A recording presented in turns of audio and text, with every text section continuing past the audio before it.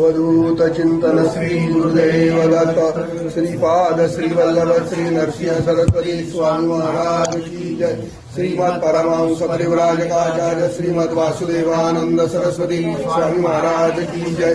श्रीमद परमहंस परिव्राजकाचार्य प्रबोधार्थ भक्तवत्सल समर्थ सद्गुरु श्री चैतन्यानंद सरस्वती महाराज की जय। नर्मदा माता की जय। नर्मदे हर आई बाबांची जय। आपण अवधूत चिंतन श्री गुरुदेव दत्त। तुम्हा लहान थोर भावंडांना, बहिणींना, आईंना सगळ्यांना वंदन करून, आई बाबांना, माझ्या सद्गुरूंना सगळ्यांना वंदन करून आज आपण दुसऱ्या दिवसाचं जे कथन आहे ते आपण या ठिकाणी चालू करणार आहोत। 8व्या अध्यायाकडे आज आपण काल आपण 7 अध्यायापर्यंत सगळं वाचन या ठिकाणी केलं होतं। आज आपण 8 ते 18 असे 11 अध्यायांचं वाचन आज आपण सकाळी या ठिकाणी केलंय आणि आता त्या अध्यायांवरचं आपण निरूपण करणार आहोत। आणि ते जे अध्याय आपण वाचले त्याच्याबरोबर थोडेसे अनुभव पण कथन करण्याचा प्रयत्न करणार आहे। आज मुद्दामून थोडंसं लवकर बोलवलं का तर 11 अध्याय आहेत। 11 अध्यायांवरचं निरूपण खूप मोठं आहे। आपण ते थोडक्यात घ्यायचा प्रयत्न करू आणि त्याच्यामध्ये 2-3 अनुभव पण नानांचे मी सांगण्याचा प्रयत्न करीन। आता या ठिकाणी 8वा जो अध्याय आहे त्या ठिकाणी श्रीपाद श्रीवल्लभ, आपण काल श्रीपाद श्रीवल्लभांचाच पाहिलं। 5व्या अध्यायामध्ये श्रीपाद श्रीवल्लभांचा जन्म झाला आणि नंतर तिथून ते गोकर्णाला आले। मग आपण काल गोकर्ण महात्म्य पाहिलं आणि गोकर्ण महात्म्य पाहिल्यानंतर हे श्रीपाद श्रीवल्लभ त्या गोकर्णाला 3 वर्ष राहिले। तिथे गिरी पर्वतावरती गेले। गोकर्णाहून सगळं झाल्यानंतर गिरी पर्वतावरती गेले। गिरी पर्वतावरती ते 4 महिने राहिले। त्या ठिकाणी 4 महिने राहिल्यानंतर त्या नदीच्या काठावरती ते सेवा करायचे। कृष्णा नदीच्या काठावरती तिथून कुरवपूरला आले। नदीच्या काठावरती सेवा करायचे, बसायचे, त्यांची ध्यानधारणा होती। त्या ठिकाणी एक ब्राह्मण होता। त्या ब्राह्मणाला वेदशास्त्र संपन्न अशा प्रकारचा ब्राह्मण होता। त्याला एकुलता एक मुलगा होता आणि तो मुलगा होता तो असा जड होता। जड होता म्हणजे सगळं काही त्याचं चांगलं होतं पण त्याचा वेदाभ्यास काही होत नव्हता आणि त्याला त्याचे वडील खूप मारायचे। तो ब्राह्मण त्याला मारायचा आणि त्याच्या आईला त्रास व्हायचा। त्याने का मारता तुम्ही, जे आहे ते आपण बघू। असं करता करता त्या ब्राह्मणाने देह ठेवला। त्याकडे पाहवलं गेलं नाही आणि गावातले सगळे लोक नावं ठेवायला लागले, अरे तू वेदशास्त्र संपन्न आणि तुझा मुलगा असा षंड का, असा मठ्ठ का। म्हणून त्याला ते चैन पडेना आणि त्यातच त्याचा देहांत झाला। मग ही जी आई होती, आई आणि मुलगा हे कृष्णा नदीवरती आपलं शरीर अर्पण करण्यासाठी म्हणून गेले। त्या ठिकाणी महाराज बसलेले होते। मग आता हा जो अध्याय का दिलाय, या ठिकाणी त्या स्त्रीला महाराजांनी वर दिलाय की तुझ्या पोटी मी परत जन्म घे। आणि तो जन्म म्हणजे मग नरसिंह सरस्वतींचा जन्म लाडाच्या कारंजाला झालेला आहे। तेवढ्यासाठी हा अध्याय या ठिकाणी दिलेला आहे। या अध्यायामध्ये पण असंच आहे की आत्महत्या करणं हे पाप आहे। महाराजांनी त्या बाईला समजावून सांगितलं की आत्महत्या करू नको। अगं मी आहे ना, काय म्हणतात ते, मी आहे ना। आपले गुरु पण तसंच म्हणतात, मी आहे ना, मी तुझ्या पाठीशी उभा आहे ना आणि मी करीन तुझं सगळं, काळजी कशाला करते, असं त्या स्त्रीला महाराजांनी सांगितलं। आणि ते जेव्हा आत्महत्या करायला गेले तेव्हा आत्महत्या त्यांना करू दिली नाहीये। त्या मुलाच्या डोक्यावरती महाराजांनी हात ठेवला, त्याला वेदशास्त्र संपन्न केलं। मग त्या स्त्रीने मागितलं, महाराज म्हणाले काही माग। काय मागितलं असेल की पुढच्या जन्मी मला तुमच्यासारखा मुलगा व्हावा। आणि मग महाराजांनी तिला आशीर्वाद दिला आणि 11व्या अध्यायामध्ये आजच पाहायचंय आपल्याला, लाडाच्या कारंजाला नरसिंह सरस्वतींचा त्या ठिकाणी जन्म झाला। आता या ठिकाणी कुरवपूरलाच महाराजांनी काय केलंय, महाराजांनी कुरवपूरला कृष्णा नदीमध्ये देह विसर्जन केलंय। आता हे जे संत लोक होते, हे जे मोठे अवतारी पुरुष होते, यांनी देह ठेवला नाहीये। त्यांनी त्या ठिकाणी काय केलंय माहितीये का, ते त्या ठिकाणी गुप्त झाले। कुरवपूरला श्रीपाद श्रीवल्लभ गुप्त झाले, तसंच श्रीशैल्यला कर्दळी वनामध्ये नरसिंह सरस्वती गुप्त झाले। त्यांनी देह ठेवला नाहीये, त्यांचं देह पतन झालेलं नाहीये, तर त्यांनी त्या ठिकाणी ते गुप्त झाले। ते अजून पण आहे, अजून पण मानवी रूपात आहेत, अजून पण सूक्ष्म रूपात आहेत आणि जे जे त्यांचं चिंतन करतात त्यांना ते दर्शन देतात। आज पण तुम्ही श्रीपाद श्रीवल्लभांचं चिंतन करा, दर्शन झाल्याशिवाय राहणार नाही. नरसिंह सरस्वती महाराजांचं चिंतन करा, दर्शन झाल्यावर राहणार. आपल्या नाना महाराज आहेत, काही काही लोकांनी तो नाना महाराजांना पाहिलेलं पण नाहीये, तरी नानांचं दर्शन त्या लोकांना होत आहे. हे कसं शक्य आहे? How is it possible? जेव्हा तुम्ही त्यांच्याशी तादात्म्य पावतात, एकरूप होतात, जेव्हा त्यांचं चिंतन करतात, त्यावेळेस ते साक्षात तुमच्या समोर येऊन उभे राहतात आणि तुम्हाला आशीर्वाद देतात आणि तुमचं जे चुकत असेल ना ते सांगण्याचा प्रयत्न करतात. पण आम्ही इतके शंड आहोत, आम्ही इतके मठ आहोत की ते समोर उभे राहिले तर काय मागावं हेच आम्हाला समजत नाही. आम्ही काय म्हणतो माहितीये, नाना पायामध्ये काटा गेलाय तेवढा काढून द्या. हे काय मागणं झालं? काय मागायला पाहिजे? नाना मला मुक्तीचा मार्ग मोकळा करून द्या. आम्ही काय मागतो? नाना अहो कर्ज झालाय मला 2 कोटी रुपये, ते केव्हा फेडलं जाईल, जमिनीचे भाव वाढू द्या. असंच आहे. अहो त्यांच्याजवळ मागताना सुद्धा मागणारा पण तसाच पाहिजे. काय मागायचं? अहो तुम्ही त्यांना मुक्ती मागितली ना तर मुक्ती सारखंच करून देतील ते तुम्हाला. तुमच्यावरचं सगळं कर्ज फिटल्याशिवाय राहणार नाही. पण आम्ही पहिले कर्जाचा प्रश्न करतो. आमच्यावर कर्ज आहे 2 कोटी, ते फिटलं पाहिजे मग मुक्ती पाहू.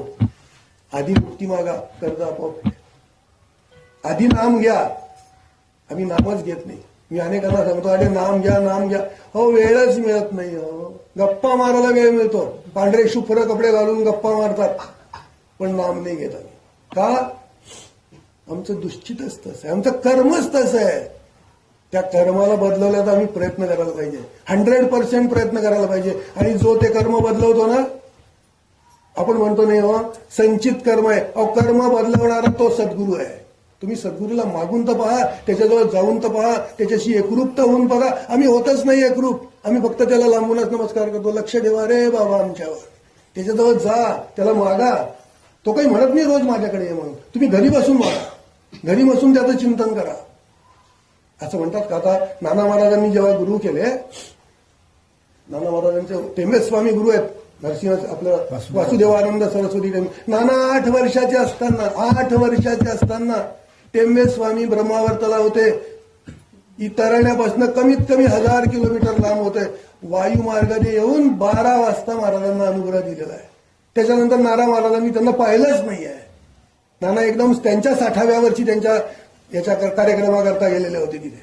महाराजांनी देह ठेवल्यानंतर तोपर्यंत नाना महाराजांनी पाहिलं पण नव्हतं गरुडेश्वर कुठे आहे. तरी सुद्धा गुरूंनी सांगितलेलंच नाना करत होते. नानांनी नानांच्या मनाचं केलंच नाही. आम्हाला गुरूंनी सांगितलं अरे ओम नमः शिवाय म्हण. दुसरा एक कोणतरी येतो तो म्हणतो नको नको ओम नको लावू, नुसतंच नमः शिवाय म्हण. आम्ही म्हणतो काय करायचं? अरे पण गुरूंनी सांगितलंय तेच कर ना बाबा. ओम नमः शिवाय सांगितलंय तेच कर, त्यांच्यावर विश्वास ठेव. नमः शिवायच का म्हणणं?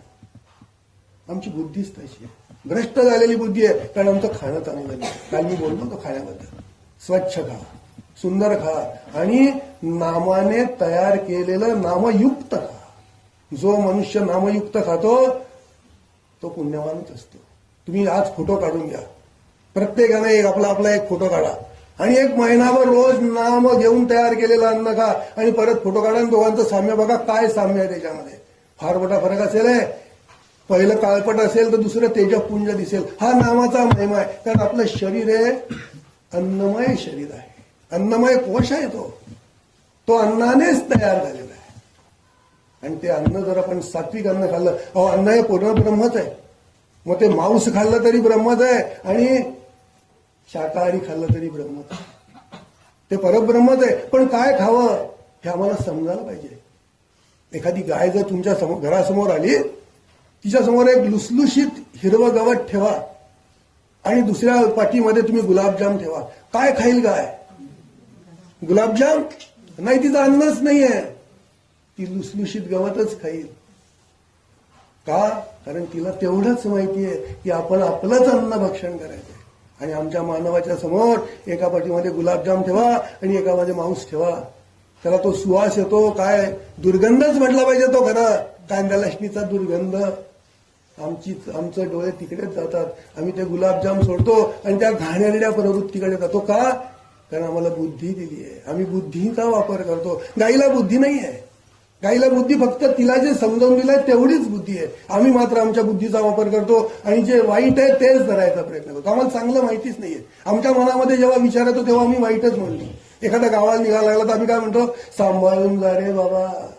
का रे भाऊ जाणारच आहे तो, का बरं सांभाळून जा. अरे तो मोठा झालेला आहे, मग काय सांग त्याला, हॅपी जर्नी, तुझा प्रवास सुखाचा हो, एवढंच म्हणा. सांभाळून जा म्हणण्याची जरूरच काय. सांभाळून जा म्हटलं म्हणजे त्यात पण परंतु आला, म्हणजे तुझा प्रवास सुखाचा होणार नाहीये.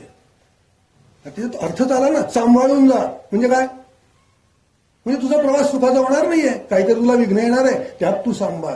पण असं म्हटलं तर हॅपी जर्नी, तुझा प्रवास सुखाचा हो, किती छान वाक्य. मग हे तत्व आम्ही मांडलं पाहिजे. आम्ही नेहमी विचार करताना चांगलेच विचार जगासमोर मांडले पाहिजे. आणि जो मनुष्य चांगले विचार मांडतो ना, त्याला सुद्धा नेहमी पॉझिटिव्हच करंट्स येत राहतात. निगेटिव्ह तुमच्याकडे येणारच नाही. तुम्ही फक्त चांगलं बोला, चांगलं बोला. प्रत्येक जण, एव्हरीथिंग इज बेस्ट. बेस्ट म्हणतोय मी, गुड पण नाही. आपल्याला सुपरलेटिव्ह डिग्री पाहिजे. कशाला पॉझिटिव्ह कंपॅरेटिव्ह कडे जायचं, एकदम सुपरलेटिव्ह. खरं आहे की नाही. आणि तो सुपरलेटिव्ह डिग्रीत असतो ना, प्रश्नच नाही. एव्हरीथिंग इज गुड, तसंच आहे ते. मग या ठिकाणी महाराजांनी सांगितलं की तुला पुत्र होईल, आणि मग तिला काही आराधना सांगितली होती. त्याप्रमाणे त्या स्त्रीने आराधना केली, आणि तिला मग लाडाच्या कारंजाला तिला दुसरा जन्म मिळाला, आणि लाडाच्या कारंजाला नरसिंह सरस्वतींच्या रूपाने त्या ठिकाणी तिचा जन्म झाला. आणि अशा रीतीने आपण हा एक 8वा अध्यायाचा या ठिकाणी पाहिला. पण 8व्या अध्यायामध्ये आणखीन एक दिलेलं आहे की 8व्या अध्यायामध्ये श्रीपाद येतींचे दर्शन झाल्यानंतर त्याला जे सांगितलं, शनी प्रदोषाची पूजा करायला सांगितली होती. आता शनी प्रदोष काय आहे, तर आपल्या याच्यामध्ये अमावस्येच्या आधी 12 येते बघा. 12, 13, 14 आणि अमावस्या. त्या दिवशी 12च्या दिवशी जर का कधी शनिवार आला तर त्याला शनी प्रदोष असतो. शनी प्रदोषाचा उपवास असतो. महादेवाची पूजा असते. महादेवाची पूजा म्हणजे पिंडीची पूजा करतात. त्याच्यावर बिल्वपत्र वगैरे वाहतात. आपण कालच्या आख्यानामध्ये पाहिलं होतं की त्या स्त्रीने बिल्वपत्र वाहिलं आणि तिला मुक्ती मिळाली आहे. तिला साक्षात परमेश्वराचे दूत आले आणि ते तिला घेऊन गेले होते. तसे या ठिकाणी तिला शनी प्रदोषाची पूजा करायला सांगितली होती. तर या ठिकाणी शनी प्रदोषाचं एक महात्म्य लिहिलेलं आहे. उज्जैन नावाचं एक शहर आहे आपल्या इंदोरपासून थोडंसं पुढे. उज्जैन महाकाळेश्वराचं मंदिर आहे.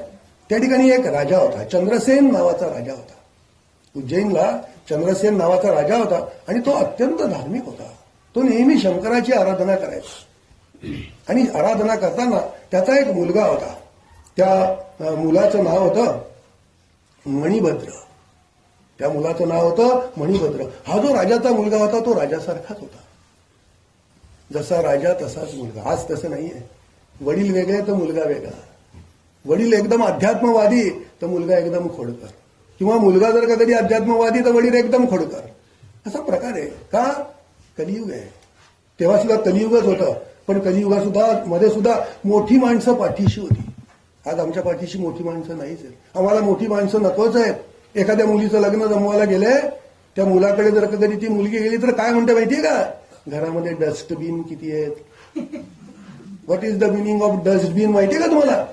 म्हातारे कोतारे किती आहेत? 2 आहेत का 4 आहेत? का गं बाई तुला काय करायचं? नाही, अशा घरी मी जाणारच नाही. जिथे कोणीच नाहीये तिथेच मी जाईल. पण अशक्य आहे. त्या मुलाच्या घरी जायचंय. मग तुझ्या आई वडिलांना जर असं केलं तर? नाही, माझ्या आई वडिलांना तो पाळलंच पाहिजे, माझ्या भावाने सांभाळलंच पाहिजे. मग ते काय वाऱ्यावरचे टाकलेले आहेत का सगळे? का फेकून दिलेले आहेत? त्यांची सेवा तर तू करायलाच पाहिजे. हे चंद्रसेनाचं तसं नव्हतं. त्याचा मुलगा सुद्धा अत्यंत पवित्र होता. तो सुद्धा सेवा करायचा. आणि त्याचं जे पूजन होतं, त्यांच्याजवळ चिंतामणी नावाचा एक खडा होता. चिंतामणी म्हणजे काय माहितीये का? चिंतामणी देणारा, जे मागाल ते देणारा, असा तो खडा होता. त्याला आपण परीस म्हणू लागेल. तो जो चिंतामणी आहे ना, तो जर लोखंडाला लावला तर त्याचं सोनंच व्हायचं. पण राजाने कधी केलं नाही. तो नुसता होता. पण त्याचं तेज किती होतं? 100 सूर्यांचं तेज, सहस्त्र सूर्यांचं तेज. एवढं तेज त्या चिंतामणीमधून बाहेर पडत होतं. आणि ते तेज पाहून इतर राजांना दुस्साहस झाला.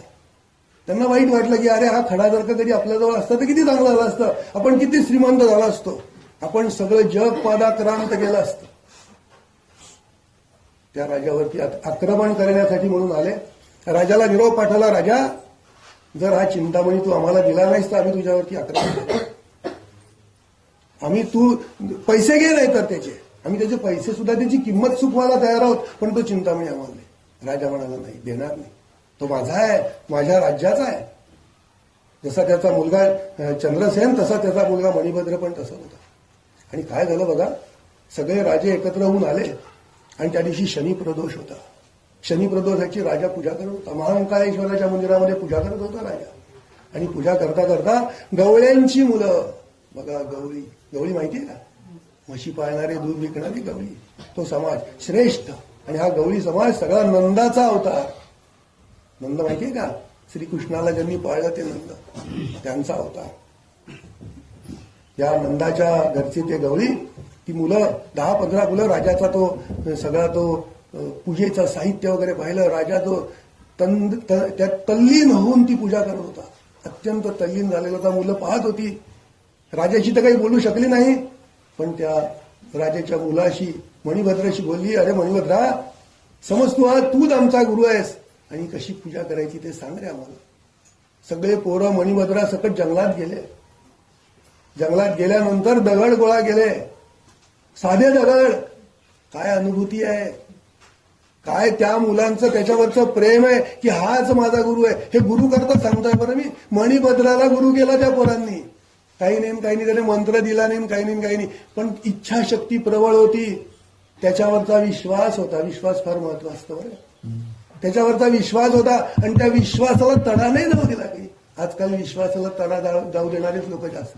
कोणीही नावत होतं विश्वास म्हणजे काय, अविश्वासू माणूस. तसं नाहीये. काल एक अभयने मला काहीतरी दाखवलं, खूप आलाय विश्वास. मी उद्याला वाचून दाखवेन तुम्हाला.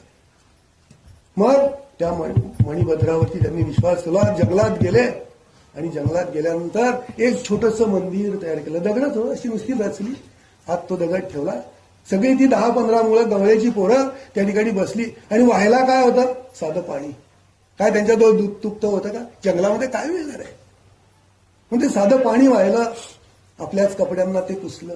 काही त्यांच्याजवळ वस्त्र पण नव्हती. गरीबाच्या घरची पोरं ती. आपल्याच वस्त्रांनी पुसलं, ठेवलं. व्हायला काय असेल, झाडाची पानं फुलं तोडून आणली जंगलातली जी मिळाली ती. आज आम्हाला सांगतात विष्णूला लाल वाहू नका. आपण जर नाहीच पांढरं मिळालं तर मग काय व्हायचं. जे मिळेल तेव्हा. आज अनेक पोथ्यांमध्ये दिलेलं आहे. येणार आहे आपल्याला, याच्यात पण दिलेलं आहे, विष्णूला अमुक वाहू नका, शंकराला तमुक वाहू नका. अहो पण परमेश्वरानेच निर्माण केलं, मग त्यालाच व्हायला काय हरकत आहे आम्हाला. जर आम्ही दारू पिऊ शकतो तर मग परमेश्वराला लाल फुल व्हायला काय झालं. आमचं मनच घाणेरडं आहे. आम्ही नेहमी विचार तोच करतो, अरे पिवळं फुल चालणार नाही, लाल फुल चालणार नाही. अनेकांचे मला फोन येतात, मग ते अमुक फुल जर का कधी परमेश्वराला व्हायला तर चालेल का. हो तुम्ही काही व्हा ना, चालतं ना. फुलच काय, त्या झाडाचं पान तोडून व्हायला तरी सुद्धा चालेल. मनापासून व्हा, जप करत करत व्हा, ओम नमः शिवाय व्हा. एक त्या ठिकाणी तुळशीचं पान मिळणार आहे तुम्हाला. फलप्राप्ती निश्चित मिळणार आहे. फलाचा विचार करूच नका. आम्हाला श्रीकृष्णाने सांगितलं, कर्मण्येवाधिकार असते मा फलेषु कदाचन. अरे तुम्ही फक्त कर्म करा, फलाची इच्छा सोडून द्या. का मागता तुम्ही फल माझ्याजवळ, आपोआप मिळणार आहे तुम्हाला ते. आणि आम्ही त्या ठिकाणी चुकतोय. आम्ही कर्म करत नाही, पहिले फळाची आशा धरतो. अहो श्रीखंड तयार केला तेव्हा चव समजेल की नाही. आम्ही श्रीखंड करण्याच्या अगोदरच कसं झालं बाई. साखर कमी पडली का, चांगलं घोटलं गेलं का, रंग टाकला का. बाई तुझ्या हातात जर कला असेल तर चांगलंच होईल. पण जर तुझ्याजवळ नुसतं नाव कला आहे आणि बाकीची कला काहीच नाहीये, मग ते श्रीखंड कसं तयार होईल. आज दही वाढलं, कसं होतं काका दही, फारच उत्तम. गोळे गोळे गोळे गोळे दह्यामध्ये मजा करते बरं. असं नाही झालेलं काही. दह्यामध्ये सगळे गोळे गोळे गोळे गोळे. काका कसं झालं दही, वा का, अन्न हे पूर्ण ब्रह्म आहे. नाही म्हणायचंच नाही, वाईट म्हणायचंच नाही. आपलं आपलं मनात म्हणायचं, जरा थोडं वाटतं. मग असं ती कला, तिचं नाव कला, पण कला काहीच नाही, कलाच आहे सगळं. मग त्याने वाहिलं, सगळं वाहिलं. आणि वाहिल्यानंतर सगळी मुलं घरी चालली गेली. त्यांच्या आया त्यांना घेऊन गेली. पण एक लाडका लेक असा होता, परमेश्वराचा, आईचा नाही, परमेश्वराचा लाडका लेक. मी नाही येणार आहे. का, अरे पूजा मांडली आहे मी, तो राजा तिकडे पूजाला बसलाय, तो जोपर्यंत बसलाय तोपर्यंत मी इथे पूजाच करणार आहे. जेव्हा राजा घरी जाईल तेव्हाच मी घरी जाईल. नाही गेला पठ्ठा घरी. आईने त्याला झोडपलं चांगलं. आईच ती झोडपणारच, कारण तो वाईट मार्गाला जातोय ना, पूजा करतोय म्हणजे वाईट मार्ग आहे म्हणून झोडपलं. नाही, मुलगा मूर्छित होऊन पडला. ज्यावेळेस मुलगा मूर्छित झाला, मनामध्ये त्याचा एकच विचार होता की परमेश्वर परमेश्वर ओम नमः शिवाय, हेच त्याचं सतत चालू होतं. आईने मारल्यानंतर तो जेव्हा मूर्छित पडला तेव्हा साक्षात भगवंत त्या ठिकाणी प्रगट झाले. त्या मुलाला आशीर्वाद दिले, बेटा काळजी नको करू, मी आहे ना तुझ्याबरोबर. वर माग. काय वर मागितलं असेल मुलाने? माझ्या आईला माफ कर. क्या बात आहे. असा मुलगा नाशी आई, मारणारी आई आणि आईला तारणारा मुलगा मिळेल का आज तुम्हाला? आज तो मुलगा काय म्हणेल, अरे जा हकालीला घराच्या बाहेर, मारते मला फटाफट. असा मुलगा नाशी आई. का? कारण गुरुच ऐकलं होतं. अहो, गुरुने ज्ञान दिलं होतं. मणिभद्राने त्याला ज्ञान असंच दिलं होतं की बेटा चांगलंच फिर तुझं. त्याचे विचार पण तसेच झाले होते. एकदा गुरुवर विश्वास ठेवला ना तर विचार शक्ती चांगलीच होते. आपण वाईट विचार करूच शकत नाही. या ठिकाणी मात्र वाईट विचार येतात. आपण रोज खातो, आपल्याला मनात वाईट विचार येतात. काय करायचं ऐकायला जाऊन? काय सांगणार आहे तो ब्राह्मण? अरे ऐकून तर बघा, तुमच्या फायद्याचंच आहे. फायदा झाल्याशिवाय राहणार नाही. एक नाम घ्या, एक नाम घ्या म्हणता म्हणता फक्त म्हणा नाना नाना नाना आलेच पाहिजे तुमच्या समोर. 100% नाना येतील. पण आमच्याजवळ तेवढी ताकदच नाही, नाना म्हणण्याची ताकद नाही. आम्ही नाना म्हणजे काय माहितीये का? नाही नाही एवढंच म्हणतो. आम्हाला नानांचा अर्थच समजत नाही. आम्ही फक्त नाना नाना म्हणजे काही नाही नाही, नको नको, लांबच राहा. पण हाक तर मारा नाना म्हणून. नाना म्हणजे काय? वेगळ्या वेगळ्या स्वरूपातली व्यक्ती, वेगळं वेगळं देणारी व्यक्ती, ही ती नाना. नाना कळा असं आपण म्हणतो की नाही? आपल्याच्यात आहे नाना कळा म्हणून, पण आम्ही ते कधी विचारच करत नाही त्या गोष्टी. आम्ही कधी परमेश्वराला मनापासून हाकच मारत नाही. कशाला येईल हो परमेश्वर? अहो, मुलाला पण हाक मारताना ए शेवड्या इकडे आहे. अरे त्याचं नाव आहे चांगलं, राम नाव दिलेलं आहे त्याला. अरे रामा येतोस का? तर त्याला तो शेमूड येतो म्हणून त्याला ए शेवड्या इकडे आहे. वडील पण हाक मारतात. मी पण एकदम अचंगात पडतो, अरे एवढं छान नाव तुम्ही त्याला राम नाव ठेवलंय, हाक मारा ना राम नावाने, खरंच राम येईल तुमच्याजवळ. आणि तो राम येणार, श्रीराम होऊन येईल, तुम्हाला अक्कल शिकवायला येईल. पण आम्ही त्याला शेमड्या म्हणलो. का? कारण आम्हाला शिकवलंच तसं आहे, गाण्यालाच शिकवलंय. आम्ही नेहमी चांगलं शिकायचा प्रयत्न करायला, सद्गुरूंच्या जवळ तेवढ्यासाठीच जायचंय, तेच आम्हाला शिकायचंय. मग मणिभद्राने त्या गुराख्याला, त्या मुलाला हेच शिकवलं होतं की बेटा चांगलं राहा. त्याने काय मागितलं? माझ्या आईला शाप देऊ नको, तिचं वाईट नको करू, तिला माफ कर. परमेश्वराने माफ केलं. आणि माफ केल्यानंतर काय दिलंय? तो जो दगड होता ना, जो चिंतामणी होता, त्याच्यापेक्षा आणखीन सहस्त्रपटीने तेजपुंज अशा प्रकारचा तो दगड बनवला. सकाळी जेव्हा ते राज्य लोक जेव्हा त्याच्यावरती आक्रमण करायला आले उज्जैनी नगरीवरती, तेव्हा त्या उज्जैनच्या महाकाळेश्वरापेक्षा या मंदिरातनं प्रकाश जास्त बाहेर पडत होता. सगळे राजे अचंबित झाले की अरे व्हॉट इज दिस? हा प्रकाश कुठून येतोय? सगळे पाहायला आले. काही त्यांचे हेर पाठवले, अरे जगा पाहून या. पण राजा तर काही येऊ शकत नाही. मग गुप्त हेर असतात त्यांचे, ते गावात शिरले, पाहायला आले कुठे काय. तेव्हा त्यांनी सांगितलं गवळीयाच्या घरी, गवळीयाच्या घरी अशा प्रकारचा एक दगड आहे, त्यातून हा प्रकाश येतोय. त्या दगडाला काय करतात? त्या चिंतामणीला काय करतात? त्याच्या पूजा, त्याच्यापेक्षा तुझा तेजपुंज आहे. जाऊन आज जाऊन हेरांनी, गुप्त हेरांनी बातमी काढली की हे कसं शक्य झालं.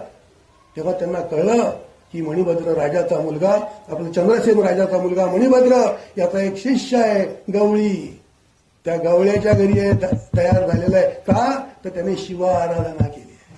ज्या मुलीचं लग्न होत नाही तिने शिव आराधना जरूर करावी. ओम नमः शिवायचा जप करावा, पिंडीवरती रोज पाणी व्हावं, लग्न झाल्याशिवाय राहणार. त्याने शिव आराधना केली. आणि शिव आराधना केल्यानंतर ते जे राजे होते ते म्हणाले नाही नाही, आम्हाला चंद्रसेन राजाला जाऊन भेटायचंय. अहो, त्याच्या राज्यामध्ये इतके पुण्यवान लोक आहे आणि त्याच्यावर आम्ही आक्रमण करायचं कसं शक्य आहे? How is it possible? आम्ही जाऊ शकणार नाही तिथपर्यंत. मग राजे सगळे राजाला भेटायला आले, चंद्रसेनाला तिची माफी मागितली. अरे बाबा, आमच्याकडनं चूक झाली, आम्हाला माफ कर. का? गवळीयाचं पोर, गवळ्याच्या पोऱ्याने काय केलं? गुरूंचं ऐकलं. आम्ही कोणाचं ऐकायला पाहिजे? मग आम्ही ऐकतच नाही. गुरूंनी सांगितलं आम्ही गुरूंना नावं ठेवतो, आमचा गुरु असाच आहे. करू नका हो. अहो गुरु तो गुरुच. गुरुचा अर्थ माहिती आहे का? गु आणि रू ही दोनच अक्षर आहे. गु म्हणजे गु नाही बरं, गु म्हणजे अंधार, आणि रू म्हणजे तो अंधार दूर करणारा तो गुरु. मग अंधार दूर करणारा, मग अंधार कोणता? आमच्या घरामध्ये अंधार आहे, लाईट लावून दिला, गुरु आला, बटन दाबलं, लाईट लागला, अंधार दूर झाला. तो अंधार नाही. तुमच्या जीवनामध्ये जो अंधार पडलाय, तुम्ही जे बरबटलेले आहात ते बरबटलेलं दूर करण्यासाठी म्हणून तो गुरु आहे. मग आम्ही बरबटलो कशाने? चिखला मातीने बरबटलोय का? नाही. आम्ही घाणेरड्या विचाराने बरबटलेलो आहे. आमचं मनच घाण आहे, ते वैरी आहे आमचं, आणि त्या मनाला काबूत ठेवण्यासाठी म्हणून गुरु आहे.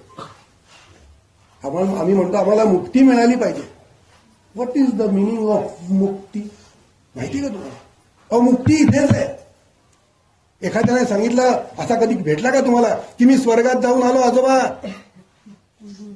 आणि मला त्या ठिकाणी असं असं मिळालं सगळं? आहे का कोणी सांगणारा? कोणीच नाही. जाऊन परत येतच नाही. जो जातो तो जातो.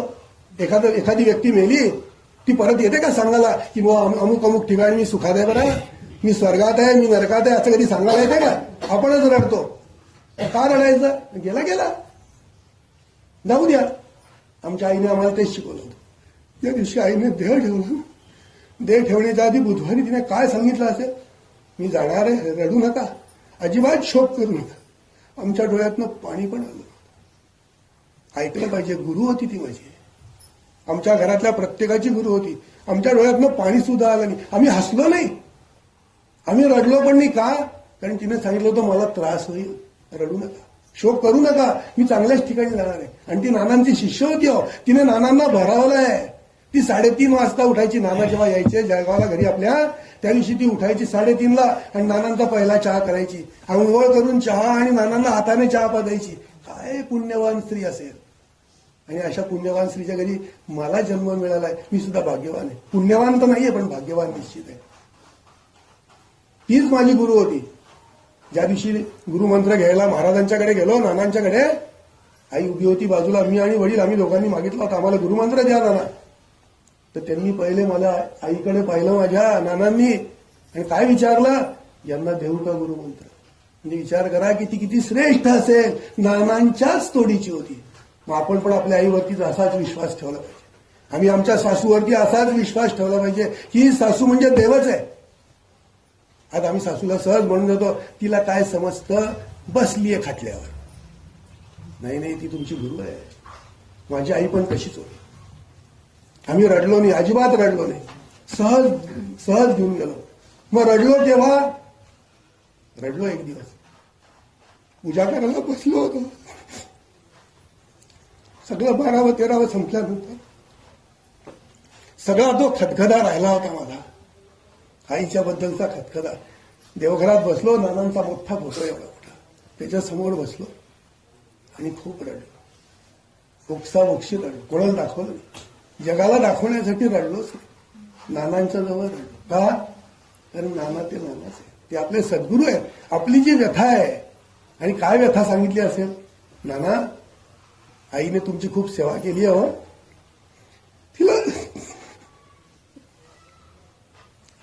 तिला तुमच्या चरणाजवळ घेऊन, एवढंच मागितलं.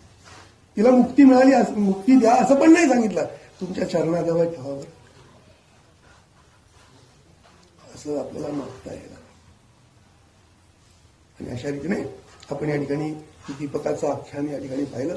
मणिभद्र सेनेचं आपण सगळं पाहिलं. मणिभद्र सेन त्याच्यावरचा जो काही चंद्रसेन राजावरचा जो काही हल्ला होता तो परतवला गेला. आणि अशा रीतीने त्या ठिकाणी 8वा अध्याय समाप्त झालेला आहे. आता आपण 9व्या अध्यायाकडे वळू. आणि 8व्या अध्यायामध्ये त्या स्त्रीला जो महाराजांनी वर दिला, त्या वरामध्ये 11व्या अध्यायामध्ये तो वर फलित झालेला आहे. आणि त्या 11व्या अध्यायामध्ये लाडाचं कारंज म्हणून विदर्भामध्ये एक शहर आहे. जुन्या काळामध्ये फार मोठं शहर होतं ते.